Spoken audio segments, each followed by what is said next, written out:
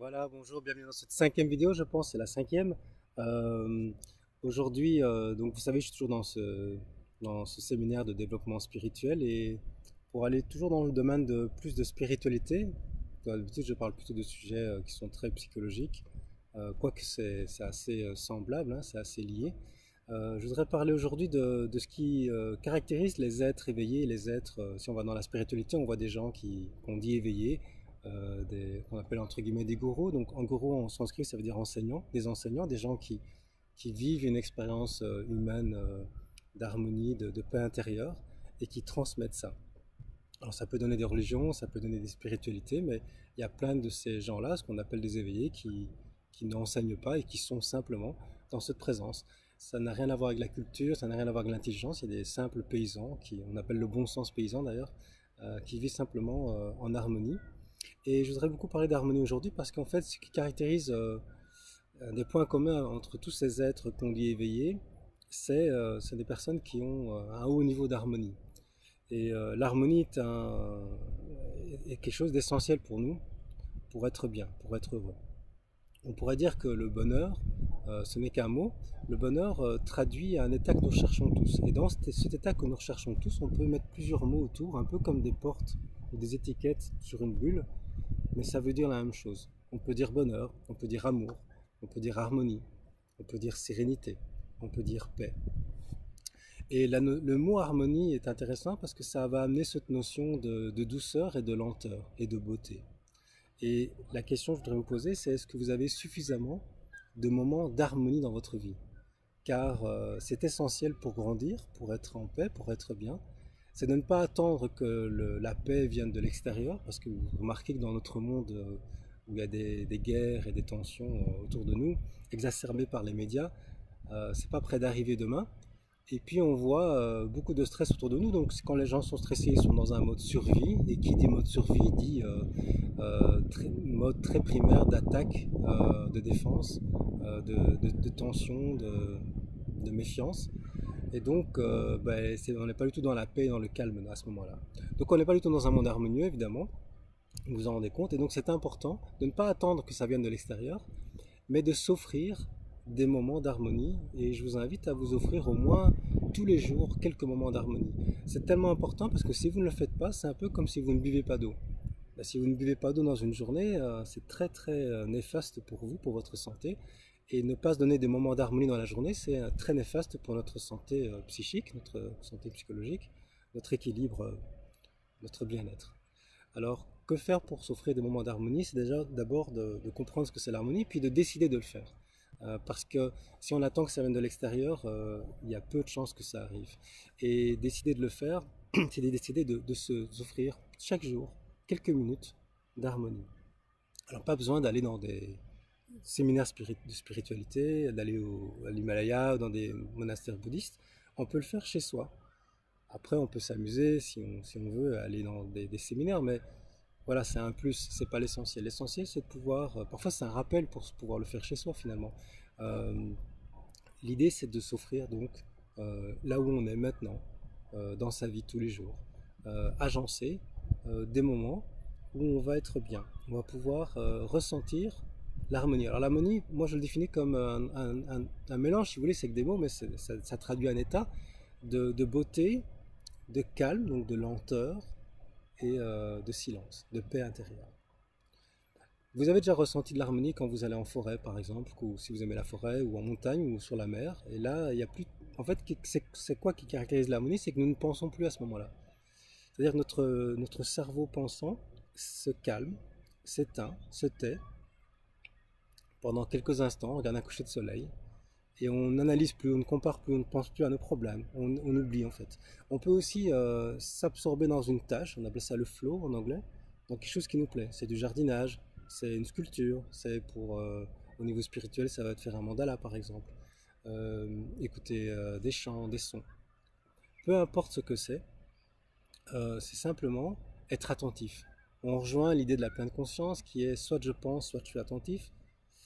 Et là, je me suis dans l'attention et je me relie à quelque chose qui est beau, qui est mathématiquement beau, c'est la nature, des couleurs, ça peut être des odeurs, des parfums agréables, ça peut être toucher quelque chose qui est doux. Ça peut être regarder évidemment quelque chose qui est beau. Et l'idéal, c'est l'ensemble des cinq sens, c'est-à-dire que je suis immergé dans un endroit. La nature, c'est l'idéal parce que vous avez la vue, vous avez des parfums, vous entendez des sons. Et il a été prouvé scientifiquement que quand des gens sont déprimés, on leur demande d'aller se promener dans la nature pendant quelques jours, plusieurs fois par jour, enfin pendant quelques semaines en fait. Et on a pu vraiment remarquer que cette simple activité de s'immerger et de sentir, de goûter, de voir, d'être immergé dans la nature, euh, les améliore fortement leur état et leur permet de quitter la dépression. Une autre étude a également montré que quand on se promène dans la nature, en fait l'herbe, on appelle ça, la nature, tout ce qui est le végétal en fait, émet des substances chimiques, pas des phéromones mais des substances chimiques qui nous apaisent. Et en fait, certainement d'autres études scientifiques vont arriver, ou il y en existe déjà que je ne connais pas, qui montrent en fait que le fait d'être en contact, de toucher un arbre, de regarder une couleur, nous apaise, en fait nous connecte à cette nature véritable que nous avons oubliée, c'est cet état de bonheur, cet état d'harmonie dont je parle, qui est notre vraie nature. Mais et comme j'avais dit dans la vidéo de la semaine de hier, je pense, c'est qu'on s'identifie à un personnage. Mais en fait, on n'est pas ce personnage, on n'est pas une identité, on est cette nature de la vie qui passe, cette harmonie, cette paix intérieure. On peut appeler ça l'infini, on peut appeler ça l'univers, on peut appeler ça de plein de façons, mais en fait les mots nous séparent des choses. C'est quelque chose qu'on ressent et qu'on ressent dans son corps. Donc quand on ressent, c'est donc électrochimique, c'est quelque chose qui est physiologique. Pour ça, il faut couper la pensée et donc s'immerger dans quelque chose d'harmonieux. Alors on peut le faire en mangeant. Moi je vous invite à décider à partir de maintenant, c'est un défi que je vous lance, de prendre 5 minutes chaque jour pour vivre 5 minutes d'harmonie. Alors l'idéal, enfin il n'y a pas d'idéal, mais un exemple, ça peut être de le faire en mangeant. Parce que la nourriture déjà, remarquons qu'on mange, on croit qu'on mange pas parce qu'on a faim, oui on a un peu faim, mais surtout on mange, moi qui fais des jeûnes réguliers, c'est pas vraiment faim que c'est j'ai envie de manger parce que ça donne du plaisir. Le plaisir de manger, la gourmandise. Et en fait, le plaisir, c'est un festival de sensations. Enfin, le manger, pardon, c'est un plaisir et c'est un festival de sensations. Et donc, on peut l'apprécier simplement en se concentrant dessus et en mangeant plus lentement. D'ailleurs, ce sera meilleur pour notre santé puisque l'estomac n'ayant pas de dents, si nous avalons des gros morceaux, ça crée plein de problèmes digestifs, des lourdeurs et un manque d'énergie et tout ce qui s'ensuit par après. Donc, l'idée, c'est de, comme disait Bouddha, buvez votre nourriture et mangez votre boisson. Ça veut dire qu'en fait, ce qu'on va boire, on va le mâcher, on va le mélanger à la salive, et ce qu'on va manger, on va le mâcher tellement que ça va devenir liquide. Et donc ça va être beaucoup plus facilement absorbé. Et ce qui va nous permettre de manger beaucoup plus lentement. Hein, une des méthodes pour perdre du poids, c'est de chaque fois déposer sa fourchette, de mâcher, et quand c'est bien liquide, on reprend sa fourchette. On n'est pas comme ça en train d'avaler devant la télé quelque chose. Alors ça peut être en faisant un repas, en préparant à manger, c'est sentir les odeurs, voir les couleurs. Ça peut être en se promenant dans la nature, peu importe ce que c'est. Ou juste caresser votre chat pendant 5 minutes dans le silence. Ou simplement mettre une musique, une belle musique, et ne rien faire d'autre que d'écouter la musique. L'idée c'est de ne rien faire de productif, de ne rien faire qui est analytique, de ne rien faire qui est mental. De simplement être là sans rien faire. Et quelque part de devenir un peu simple d'esprit. Heureux le simple d'esprit, on dit dans la Bible, être un peu comme bête, bête dans le sens animal. Une bête, un animal ne pense pas, il est juste présent dans son environnement, il est bien. Et retrouver cette nature fondamentale qui est la nôtre, qui est d'être connecté au vivant. Et nous sommes souvent déconnectés. Alors on est beaucoup connecté à des appareils, mais quand on est connecté à des appareils, en fait on est déconnecté de la réalité, de la nature, de ce qui est vivant. Et on est dans un monde virtuel, comme avec le cerveau pensant, comme avec la pensée qui est virtuelle, qui n'est pas réelle. Je suis en train de me promener, mais je pense à des choses, et en fait je ne vois pas la réalité, je suis tellement dans mes pensées. Je peux être absorbé par mes pensées, qui m'hypnotisent, je peux aussi être hypnotisé par mon téléphone, par la télévision. L'idée ici, c'est de sortir de l'hypnose. D'ailleurs, je suis en train de préparer un livre sur ce sujet, qui va s'appeler la déshypnose. Comment en fait sortir de l'emprise du plus grand hypnotiseur de tous les temps qui est notre mental.